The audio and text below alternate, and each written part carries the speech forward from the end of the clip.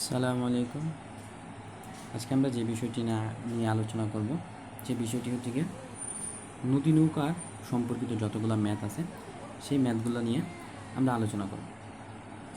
প্রথমত আমাদের যেই কনসেপ্টটা দরকার হবে সেটা হচ্ছে গিয়ে নদী নৌকা সম্পর্কিত ম্যাথের যে কনসেপ্টগুলো আছে বা কত ডিগ্রি অ্যাঙ্গেলে গেলে কী হবে, প্রথমে আমরা ওই বিষয়গুলো চিন্তা করব। আচ্ছা, প্রথমত যে বিষয়টা আমাদের চিন্তা করতে হবে সেটা হচ্ছে গিয়ে, আমি যদি একটা নদীকে চিন্তা করি, একটা নদী এইভাবে প্রবাহমান, একটা নদী এইভাবে প্রবাহমান, এবং এই যে নদীটা আছে এই নদীটার দুইটা দিক আছে, একটা হচ্ছে গিয়ে এই দিক, তো আমি যদি চিন্তা করতে চাই যে দৈর্ঘ্য, এবং আরেকটা হচ্ছে গিয়ে তার প্রস্থ। আচ্ছা, এখন যদি নদীটার দুইটা দিক থাকে, একটা হচ্ছে গিয়ে দৈর্ঘ্য আর একটা হচ্ছে গিয়ে প্রস্থ। এখন যদি আমি দৈর্ঘ্যের ক্ষেত্রে চিন্তা করি, দৈর্ঘ্যের ক্ষেত্রে যদি আমি চিন্তা করি এই দিক হচ্ছে তার দৈর্ঘ্য এবং এই দিক হচ্ছে তার প্রস্থ। এখন এই যে একটা বোর্ড, বা এখানে আমরা একটা বোর্ডকে চিন্তা করে নিই, সেই বোর্ডটা হয়তো সে এই দিকে রওনা দিবে, হয়তো সে এই দিকে রওনা দিবে, হয়তো সে এই দিকে রওনা দিবে, হয়তো সে এত ডিগ্রি অ্যাঙ্গেলে রওনা দিবে, এত ডিগ্রি অ্যাঙ্গেলে রওনা দিবে। তার মানে বিভিন্ন বিভিন্ন কোণে একটা নৌকা যখন রওনা দিবে তখন সে ন্যূনতম কতটুকু সময় পার হবে, এবং সে কতটুকু সময় পর তার যে গন্তব্যস্থল, বা এই যে আমি বলতেছি এই পার্টটাতে সে কবে পৌঁছাতে পারবে সেটা ডিপেন্ড করতেছে। এখন বোঝার বিষয় হচ্ছে গিয়ে, আমি যদি একটা নৌকাকে চিন্তা করি, ধরো এটা হচ্ছে গিয়ে একটা নদী, এখন এই যে নদী আছে, এই নদীর মধ্যে এগুলো হচ্ছে তার প্রবাহমান পানি। এখন যদি একজন ব্যক্তি, প্রথমে যদি আমি একজন ব্যক্তির সাথে তুলনা করতে চাই, যে একজন ব্যক্তি আছে যে কী করতে চায়, স্রোতের সাথে, যেটা হচ্ছে বিটা কি, বিটা হচ্ছে গিয়া মানুষের বেগ। আর যদি আমি ইউ এর কথা চিন্তা করতে চাই, ইউটা কি, ইউটা হচ্ছে গিয়ে স্রোতের বেগ। এখন নদী যেই দিকে প্রবাহমান, স্রোতটাও যদি ঠিক একই দিকে প্রবাহমান থাকে তাহলে হবে অনুকূল। তাহলে কি হবে, তাহলে যেটা হবে সেটা হচ্ছে গিয়া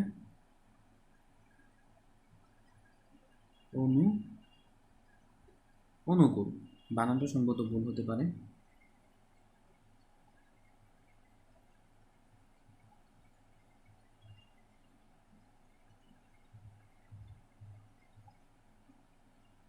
অনুকূল। তাহলে অনুকূল কি হবে, অনুকূল মানে কি, অনুকূল মানে হচ্ছে যদি ওই ব্যক্তির বেগ, ওই ব্যক্তির ভ্যালোসিটি, এবং যদি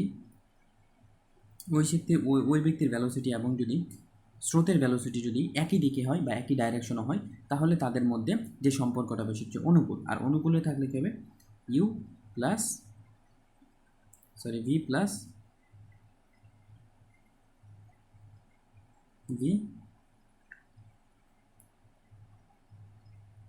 ভি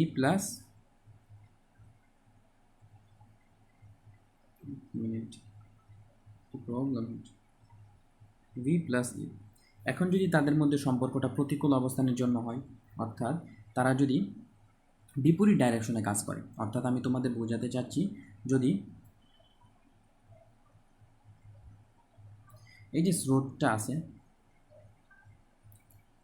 এই যে স্রোতটা, যে প্রবাহমান স্রোত আছে, এই স্রোতটা যদি এই দিকে কাজ করে, which is equals to u, এবং ব্যক্তিটা যে আছে সে ব্যক্তিটা যদি স্রোতের অ্যাগেনস্ট অর্থাৎ বিপরীত দিকে থাকে, অর্থাৎ স্রোতটা যদি বিপরীত দিকে থাকে, তাহলে যেটা হবে সেটা হচ্ছে প্রতিকূল অবস্থা।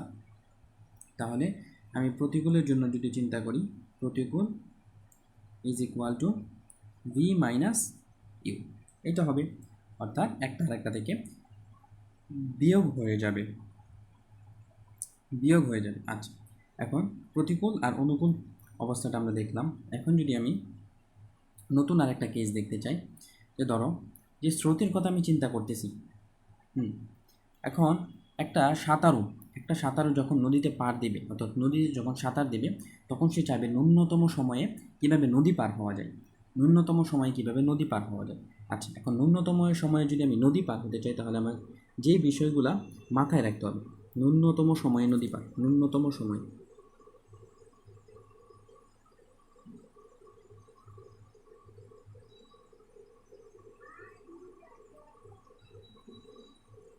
ন্যূনতম সময়। আচ্ছা, এখন ন্যূনতম সময়ে যদি আমি নদী পার হতে চাই, তাহলে আমার যেই যেই বিষয়গুলো মাথায় রাখতে হবে, সেই বিষয়গুলো হচ্ছে, আমি যদি এটাকে একটা নদী চিন্তা করি এবং এই নদীর মধ্যে প্রবাহমান যদি আমি পানি চিন্তা করি, এগুলো হচ্ছে গিয়ে নদীর ভিতরে প্রবাহমান পানি। আচ্ছা, পানি দেওয়ার দরকার নাই, তোমরা বুঝে নিবা যেখানে পানি আছে, আমরা এগুলো মুছে দিচ্ছি। আচ্ছা, এখন নদীর মধ্যে প্রবাহমান পানি, এখন এই যে একজন সাঁতারু ন্যূনতম সময়ে এই যে এই পারে আসতে চায়, এই পারে আসতে চায়, অর্থাৎ ন্যূনতম সময়ে নদীটাকে পার করতে চায়, তাহলে আমাকে কি করতে হবে? আমাকে কি করতে হবে? এখন সেইটা বোঝার জন্য আগে আমাকে বুঝতে হবে, একজন সাঁতারু যখন ভি বেগে রওনা দিবে এবং তার স্রোত যদি থাকে এই দিকে ইউ, তাদের স্রোত যদি থাকে এই দিকে, তাদের স্রোত যদি থাকে এই দিকে, that is equals to u. এখন তাদের মধ্যবর্তী যে অ্যাঙ্গেলটা আছে সেই অ্যাঙ্গেলটা হচ্ছে গিয়ে আলফা, এখন আমি যদি চিন্তা করি যে নদীর দৈর্ঘ্য বরাবর সাঁতারুর বেগের উপাংশ কতটুকু হবে, এখন এই বেগের যে উপাংশটা আছে, উপাংশের বিষয়টা খুবই সহজ, এবং উপাংশটা কি, উপাংশ হচ্ছে কি একটা ভেক্টর রাশি, এবং উপাংশের যেহেতু একটা ভেক্টর রাশি, তার মানে অবশ্যই তার মান প্লাস ডাইরেকশন দুটোটাই থাকবে। তার মানে তার যে মানটা আছে, উপাংশের মানটা অ্যাকচুয়ালি তার অভিক্ষেপ হিসেবে কাজ করবে, এবং সেই অভিক্ষেপ হচ্ছে গিয়ে উপাংশের মান, এবং সেইটা দিয়ে আমাদের এখানে বুঝতে হবে। তো প্রথমত আমাদের বোঝার বিষয় হচ্ছে গিয়া যে নদীর দৈর্ঘ্য বরাবর, তো নদীর দৈর্ঘ্য কোনটা? নদীর দৈর্ঘ্য হচ্ছে এই দিক বরাবর, আর এইটা হচ্ছে গিয়ে তাদের প্রস্থ, যেটাকে ডি দিয়ে প্রকাশ করা হয়। তাহলে আমি যদি বলি যে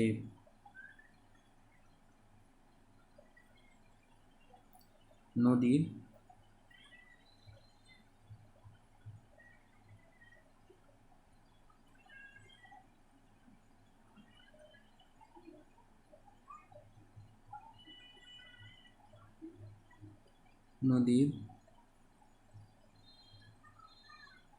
দৈর্ঘ্য বরাবর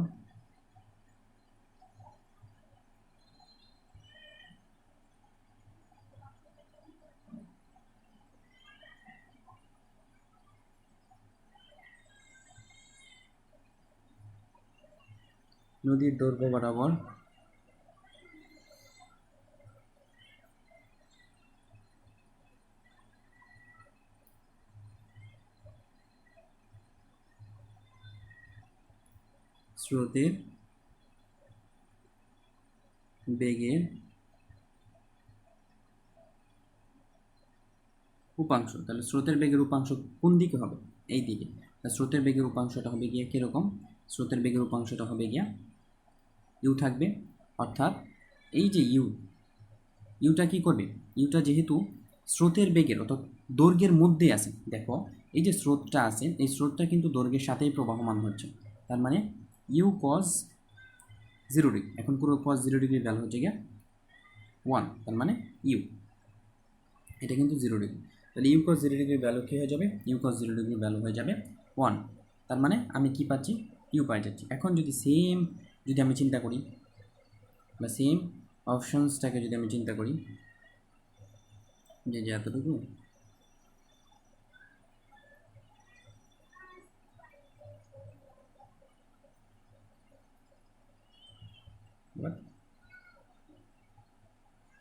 ये क्या, एक मिनट,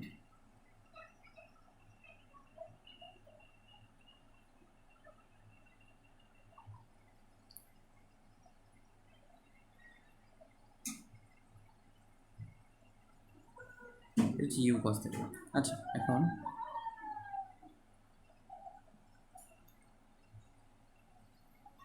থিটা গেল, এখন নদীর যে দৈর্ঘ্য বরাবর স্রোতের বেগের যে উপাংশটা সেটা আমরা বের করে ফেললাম। এখন আমি যদি নদীর দৈর্ঘ্য বরাবর না হয় প্রস্থ বরাবর যদি আমি স্রোতের উপাংশ বের করতে চাই, তাহলে সব কিছু সেমই থাকবে, যে নদীর জাস্ট এখানে প্রস্থ চলে আসবে, সেই প্রস্থ আমি ডট ডট লাইন দিয়ে বুঝিয়ে দিচ্ছি। প্রস্থ বরাবর স্রোতের বেগের উপাংশ কী হবে? ইউ ঠিকই থাকবে, ইউ থাকবে এখানে, ইউ থাকবে এবং ইউ কজ, তাহলে কত ডিগ্রি হবে? যখন সেটা স্রোতের বেগের সাথে হবে, স্রোতের সাথে হবে, অর্থাৎ তুমি যদি বলতে চাও এই দিকে, অর্থাৎ এদিকে ছিল, এদিকে ছিল আমাদের ইউ, এদিকে ছিল যদি স্রোতের সাথে হয় তাহলে বিটা যদি এরকম হয়, বিটা যদি এরকম, এখন আমি যদি ইউকে, যেহেতু আমি ইউকে আইডেন্টিফাই করছি তাহলে আমার বি ইন্ডিকেট করার দরকার নেই। তাহলে সরি এটা কি? এটা হচ্ছে তাদের উপাংশটা, উপাংশটা তার মানে এটা যদি থিটা হয় তাহলে মধ্যবর্তী যে অ্যাঙ্গেলটা আছে, মধ্যবর্তী যে অ্যাঙ্গেলটা আছে সেটা হয়ে যাবে গিয়ে 90 মাইনাস থিটা। তাদের মধ্যবর্তী যে অ্যাঙ্গেলটা আছে সেই অ্যাঙ্গেলটা হয়ে যাবে কি? সেই অ্যাঙ্গেলটা হয়ে যাবে গিয়ে 90 মাইনাস থিটা। আর যেহেতু 90 মাইনাস থিটা তার মানে এটা যদি হয়, এইটা যদি হয় ইউ, এটা যদি হয় ইউ, তাহলে এটা কী হবে? এইটা হয়ে যাবে ইউ কজ 19, ইউ কজ 19। তাহলে ইউ কজ 19 এর ভ্যালু কি? তার মানে আমি যদি লিখি u cos 19 is equal to cos 90 degree value হয়ে যায় 0, তার মানে এটা চলে আসবে কি? 0। আচ্ছা, এখন নদীর দৈর্ঘ্য বরাবর আমরা জিনিসপত্রগুলো দেখে ফেলব। এখন সেম ক্যাটাগরিটা আমরা দেখব এবং সেম জিনিসপত্রগুলো এখন আমরা কার ক্ষেত্রে দেখব? এখন আমরা সাঁতারুর ক্ষেত্রে দেখব। আচ্ছা, সাঁতারুর ক্ষেত্রে কীরকম হবে? সাঁতারুর ক্ষেত্রে সেমই হবে। তার মানে আমি যদি চিন্তা করি যে নদীর দৈর্ঘ্য বরাবর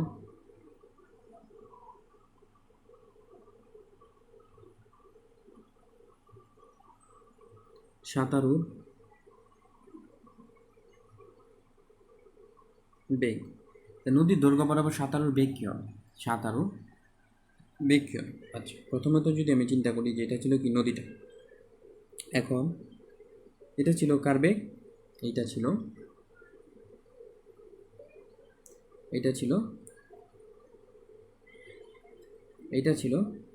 কার বেগ? এটা ছিল নৌকার ভ্যালোসিটি। এখন যেহেতু এটা নৌকা বা সাঁতারুর ভ্যালোসিটি হিসাবে কাউন্ট করতেছি আমি, তাহলে যে নৌকাটা আছে এই নৌকাটা একটা নির্দিষ্ট অ্যাঙ্গেলে রওনা দিবে এবং এই আলফাটাকে বলা হচ্ছে রওনা দেওয়ার কোণ। এখন যদি আমি তাকে কি, এই যে স্রোত আছে, স্রোতের সাথে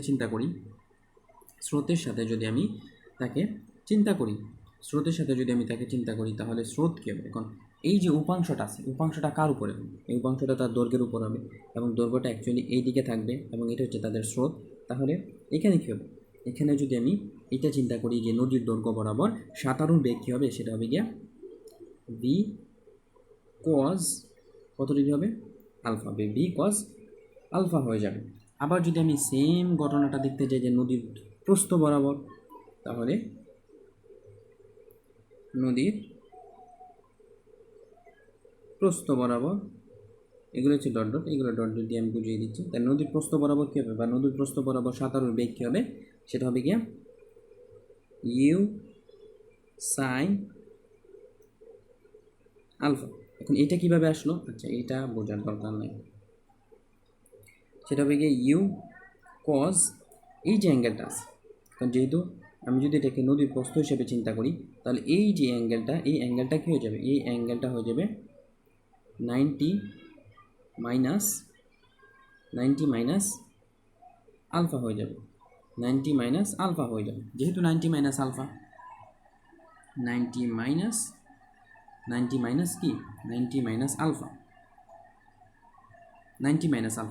এখন এই যে অ্যাঙ্গেলটা আছে, এখন কোজের রেশিও কী থাকে? যেহেতু 90 মাইনাস বা 90 যেহেতু থাকবে তার মানে অবশ্যই এটা সাইনে কনভার্ট হয়ে যাবে। যেহেতু সাইনে কনভার্ট হয়ে যেতে তার মানে ইউ সাইন আলফা হয়ে যাবে, ইউ সাইন আলফা হয়ে যাবে। তার মানে আমি সূত্র কয়টা পাইতেছি? সূত্র পাইতেছি আমি কয়েকটা। প্রথমত পাচ্ছি গিয়ে আমি সূত্র পাচ্ছি গিয়া এইটা একটা, এবং আরেকটা পাচ্ছি এইটা, এবং আমি আরেকটা পাইতেছি গিয়ে এইটা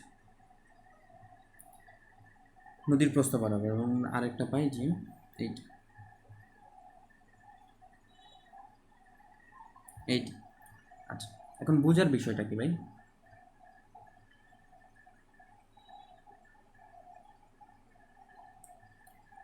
এই জিনিসপত্রগুলো হয়ে গেল। এখন যদি তোমাকে বলে যে টি সময়ে পারাপারের জন্য কতটুকু দূরত্ব আমাকে অতিক্রম করতে হবে, সেটা আমাকে যদি বলে যে টি সময়ে পারাপার হতে কতটুকু সময় আমাকে স্পেন্ড করতে হবে, টি সময়, বুঝতে পারতেছি এটা কি হবে? টি সময়ে পারাপারের জন্য আমার কতটুকু সময় ব্যয় হতে পারে। আচ্ছা, আমি দেখাচ্ছি। টি সময়ে পারাপারের জন্য আমাকে কতটুকু, টি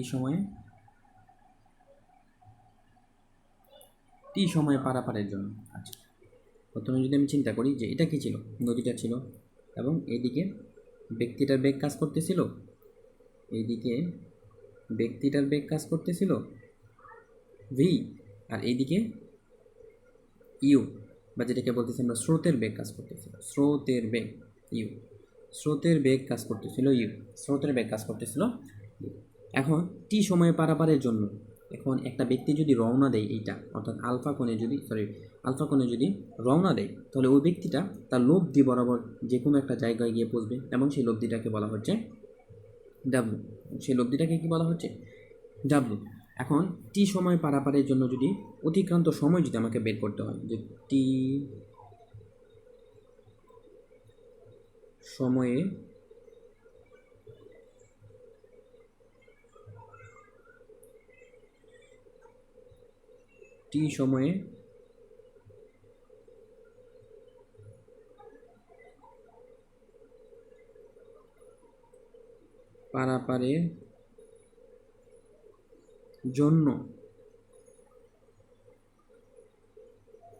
পারাপারের জন্য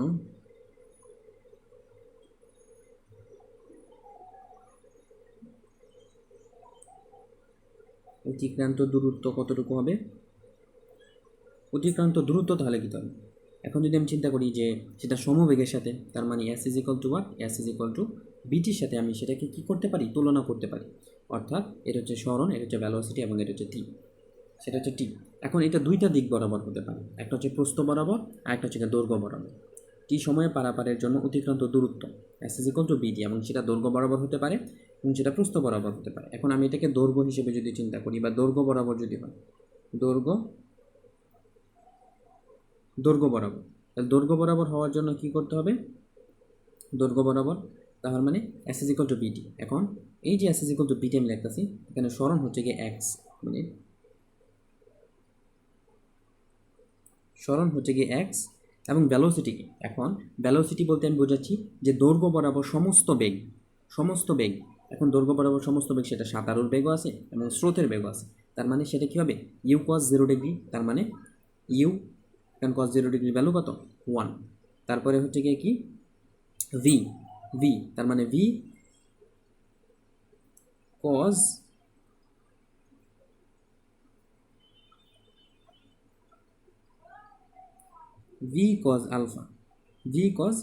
আলফা ইন্টু এই যে এই টিটা, টি, এটা হচ্ছে টি। এখন এটা কি? এটা ছিল আমাদের কী বরাবর? এটা ছিল আমাদের দৈর্ঘ্য বরাবর। এখন যদি আমি প্রস্থ বরাবর যদি আমি চিন্তা করি, যে প্রস্থ বরাবর আমাকে কি লিখতে হবে? যে প্রস্থ বরাবর কী হবে? আচ্ছা, তাহলে প্রস্থ বরাবর কী হবে? যে এক্স ইজ ইকুয়াল টু কী হবে? এক্স ইজ ইকুয়াল টু, এবং প্রস্থ বরাবর বলতে বোঝাচ্ছি এই দূরত্বটা, যেটা হচ্ছে গিয়ে ডি দিয়ে আমি কাউন্ট করতেছি। এখন এক্স ইজ ইকুয়াল টু প্রস্থ বরাবর, অর্থাৎ আমি বলতেছি এই যে প্রস্থ বরাবর কতগুলো বেগ সেখানে কাজ করছিল, অর্থাৎ সেটা কাজ করছিল বি সাইন আলফা, আর ইউ কজ 90 ডিগ্রি, তাহলে ইউ কজ 90 ডিগ্রি ভ্যালু ছিল 0, আর একটা ছিল ভি কজ কি 90 মাইনাস আলফা, কারণ এটা 90 মাইনাস আলফা হিসেবে কাজ করছে, এটা এই অ্যাঙ্গেলটা 90 মাইনাস আলফা হিসেবে কাজ করছে, সুতরাং ভি সাইন আলফা।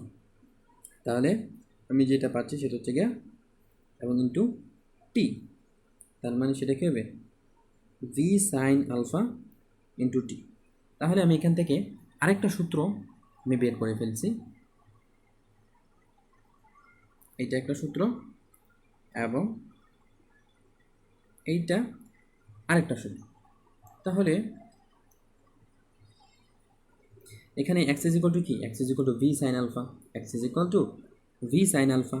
এখন পারাপারের জন্য যদি আমি সময় চিন্তা করি তাহলে এই যে এক্সটা কি, এক্সটা অ্যাকচুয়ালি কী ইন্ডিকেট করতেছে, তার প্রস্থ বরাবর তার দূরত্বটা করতেছে, এবং প্রস্থ বরাবর সর্বোচ্চ দূরত্ব কতটুকু, তার প্রস্থেরই সমান।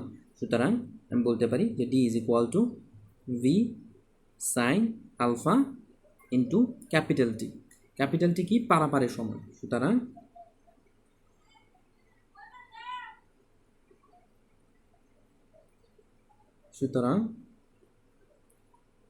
Capital T is equal to D divided by V sine alpha. Just পক্ষান্তর করেছি। এখন এই যে আরেকটা গুরুত্বপূর্ণ আমাদের সূত্র চলে আসছে,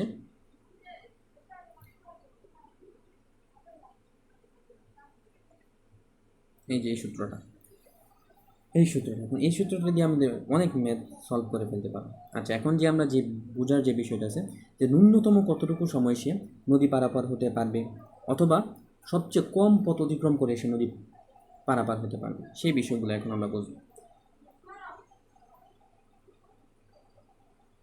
আচ্ছা, কনসেপ্ট লিখো যে ন্যূনতম সময়,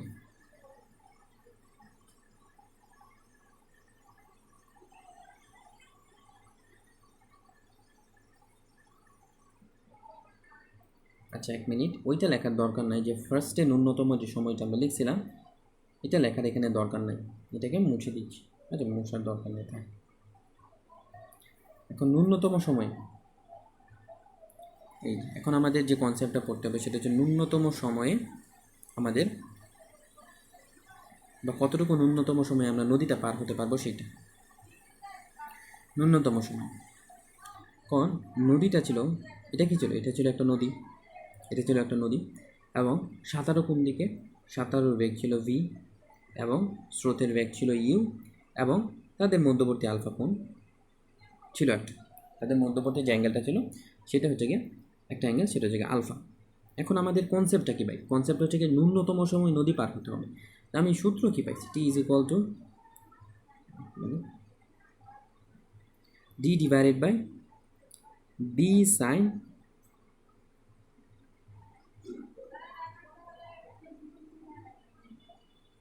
ভি সাইন আলফা। আমরা এই সূত্রটা পাইছি। এখন এই সূত্র থেকে আমাদের ন্যূনতম সময় বের করতে হবে। এখন ন্যূনতম সময় মানে কি, ন্যূনতম সময় মানে হচ্ছে গিয়া এই টিটা কী হতে হবে, টিটা মিনিমাম হতে হবে, এবং এই টিটা মিনিমাম হওয়ার জন্য আমার এইখানে যে চলকগুলো আছে এই চলকগুলোর কোনটার ভ্যালুটা আমাকে মিনিমাম করতে হবে, বা কোনটার ভ্যালুটা আমাকে কী করতে হবে, ম্যাক্সিমাম করতে হবে। বুঝতে পারতেছি? আচ্ছা দেখো, এখন এইটা কি, এটা হচ্ছে গিয়ে নদীর প্রস্থ, যেটাকে আমি বলতেছি প্রস্থ বরাবর যে দূরত্ব বা সর্বোচ্চ যে ভ্যালু দৈর্ঘ্যটা সেইটা। এখন ডি যদি সর্বোচ্চ হয় তাহলে টিটাও সর্বোচ্চ হবে, অথবা ডিটা যদি সর্বনিম্ন হয়, তাহলে আমাদের যে ক্ষুদ্র সময়টা আছে সেটাও কি হয়ে যাবে, মিনিমাম হয়ে যাবে। বুঝতে পারতেছি? মিনিমাম হয়ে যাবে, কারণ এরা একে অপরের সাথে সমানুপাতিক সম্পর্কে যুক্ত আছে। এখন একটা বিষয় চিন্তা করো তো, এইটা কি লজিক্যাল যে একটা নদীর যে সাঁতারু আছে সেই সাঁতারু নদী পার হওয়ার জন্য তার যে প্রস্থ আছে বা নদীর যে প্রস্থ আছে, অর্থাৎ সে নদী ভরাট করা শুরু করে দিয়েছে। এটা তো লজিক্যাল ওয়ে না যে নদীকে ভরাট করতে হবে। তার মানে এটা আমাদের করা যাবে না। নদীর ভ্যালুটা আমাদের ফিক্স দেওয়া থাকবে, এবং সেই ভ্যালু ধরেই আমাদের ভ্যালুটা বের করতে হবে, যেটা হচ্ছে একটা কনস্ট্যান্ট ভ্যালু। আচ্ছা, এখন যদি আমি বেগের কথা চিন্তা করি, বা যেটাকে বলা হচ্ছে আমাদের সাঁতারুর বেগ, এখানে সাঁতারুর বেগটা হচ্ছে গিয়া তার একটা নির্দিষ্ট ভ্যালোসিটি। আচ্ছা, তুমি যদি একটা সাঁতারু অথবা তুমি একটা বোর্ডের কথাই চিন্তা করো না কেন, একটা বোর্ড নির্দিষ্ট পরিমাণ এনার্জি নিয়ে চলে, অর্থাৎ তাদের মধ্যে যেই কর্মদক্ষতাটা আছে সেই কর্মদক্ষতা ওভার আউট করে সে কিন্তু তার ভ্যালোসিটি বাড়াতে পারবে না। একটা নির্দিষ্ট সময় বা একটা নির্দিষ্ট বেগ পর্যন্তই কিন্তু সে চলতে পারবে। তার মানে এই ভ্যালুটাও কি ফিক্সড, এই ভ্যালুটাও ফিক্সড, কিন্তু শর্ত ছিল যে আমাদের বি যদি আমার সবচেয়ে বেশি হতো তাহলে টিটাও কী হয়ে যেত, টিটা আমার সবচেয়ে কম হয়ে যেত, কিন্তু এটা লজিক্যাল ওয়ে না। তার মানে এই দুইটা কি, এই দুইটা হচ্ছে লজিক্যাল ওয়ে না। তার মানে আমাদের লাস্ট অপশন কি বাকি আছে, বা লাস্ট অপশন এটাই বাকি আছে যে সাইন আলফা। অর্থাৎ আমি সাইন আলফার ভ্যালু যদি সর্বোচ্চ করতে পারি তাহলেই কিন্তু আমার এই যে নদী পারাপারের যে সময়টা সেটা মিনিমাম হয়ে যাবে। কেননা এর একে অপরের সাথে কী আছে, ব্যস্তানুপাতিক সম্পর্ক আছে। তার মানে এই যে আলফার ভ্যালুটা যদি আমি সর্বোচ্চ করতে, অর্থাৎ এই যে আলফার ভ্যালুটা আছে, এই আলফার ভ্যালুটা যদি আমি সর্বোচ্চ করতে পারি, বা সাইন আলফার ভ্যালুটা যদি আমি সর্বোচ্চ করতে পারি, তাহলেই কি একমাত্র আমার টিটা মিনিমাম আসবে, যেটাই হচ্ছে কি একমাত্র লজিক্যাল। তাহলে আমি কি জানতে চাই এখন, সাইন আলফার ভ্যালু কখন সর্বোচ্চ হবে, যখন 90 ডিগ্রি, কারণ সাইন আলফার ভ্যালু কত, 90 ডিগ্রি। তার মানে যদি আমি চিন্তা করি T is equal to D divided by B sine 90, এটাই তো, ভি সাইন 90। তার মানে T is equal to D divided by V. এখন এই যে টিটা আমি পাইলাম, এই যে টিটা আমি পাইলাম, এই যে টিটা আমি পাইলাম, টিটা এটা কি তাহলে, এটা কি তাহলে আমার সবচেয়ে মিনিমাম যেই সময়টা সেইটা টি মিনিমাম। সুতরাং T minimum is equal to D divided by V, D divided by V. এবং এইটা হচ্ছে কি আমাদের আরেকটা সূত্র, এটা হচ্ছে কি আমাদের আরেকটা সূত্র, T minimum is equal to D divided by V. এবং সেইখান থেকে আমাদের যেই লব্ধিটা আছে সেই লব্ধিটা আমরা বের করে ফেলতে পারবো, লব্ধিটা সেইখান থেকে আমরা লব্ধিটা বের করে ফেলতে পারবো, সেটা হচ্ছে গিয়ে W is equal to V square plus U square plus, এটা U square plus 2v two U cos কত হবে,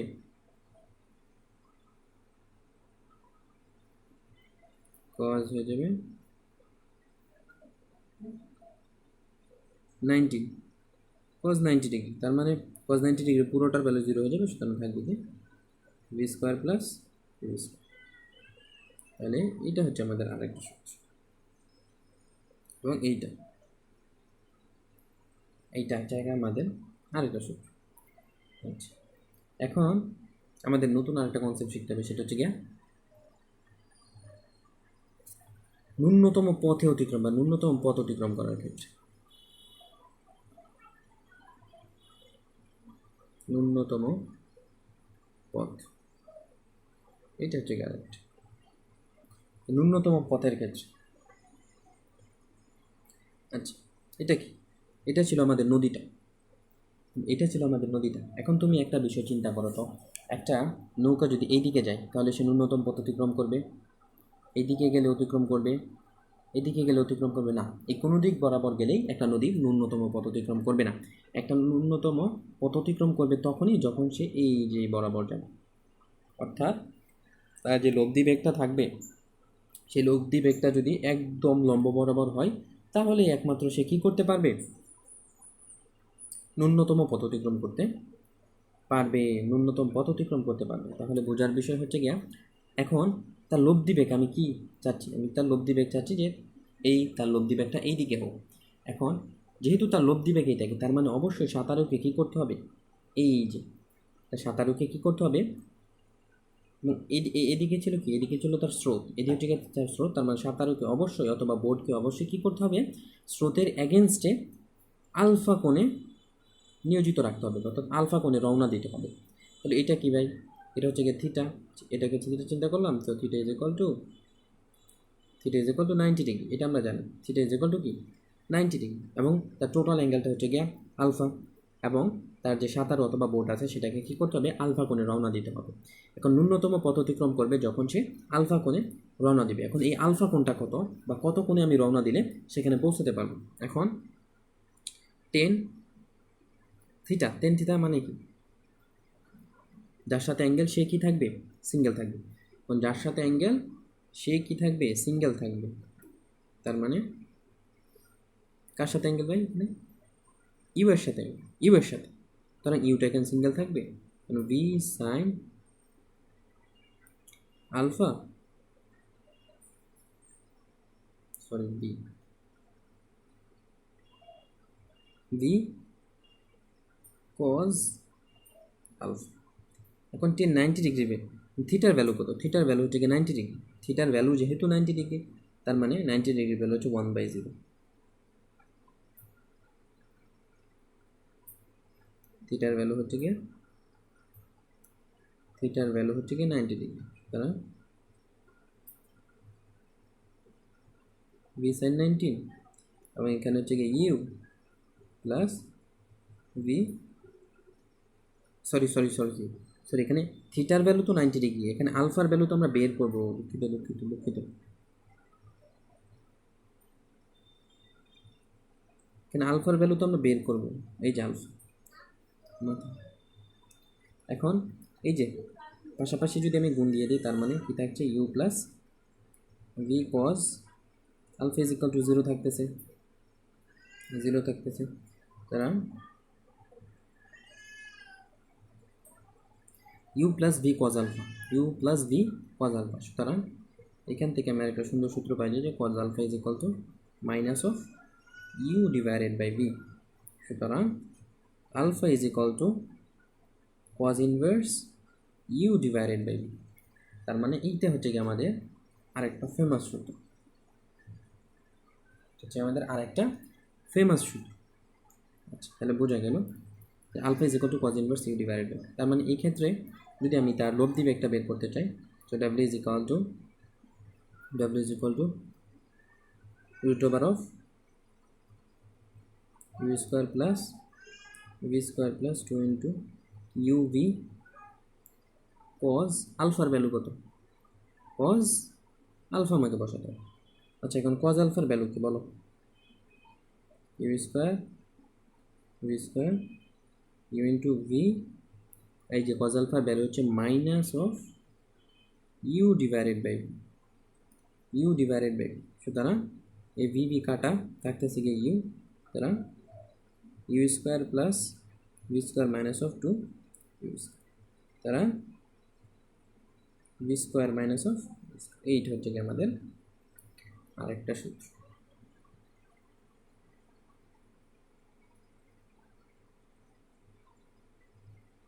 এইটা বুঝে গেল। এখন এই যে ন্যূনতম সময় কীভাবে আমি পার হতে পারবো সব বিষয়গুলো দেখাই দিলাম।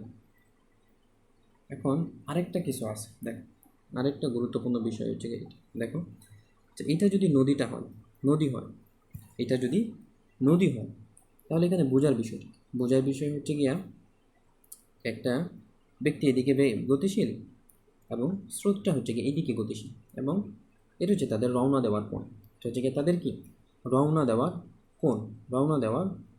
কোণ।